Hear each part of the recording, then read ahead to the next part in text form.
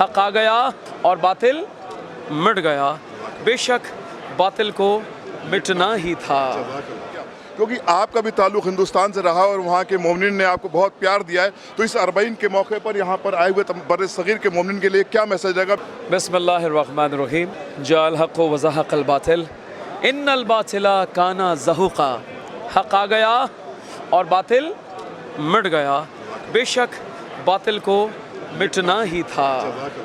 اربعین کا ہدف یہ ہے کہ جب زائر نجف سے کربلا چلتا ہے تو سب کے ذہن میں ایک ہی ہدف ہوتا ہے کہ اگر ہم 61 ہجری کی کربلا میں نہ تھے، لیکن آج مہدی موعود کی نصرت کے لیے، لشکر امام زمان اسلام کے لیے ہم سب نے تیاری کرنی ہے، بیدار ہونا ہے۔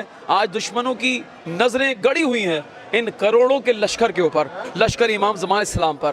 یہ لشکر حسین ہے، یہ لشکر امام زمان اسلام ہے۔ اور جہاں تک آپ نے بات کی کہ انڈیا والے تو بہت زیادہ پیار کرتے ہیں۔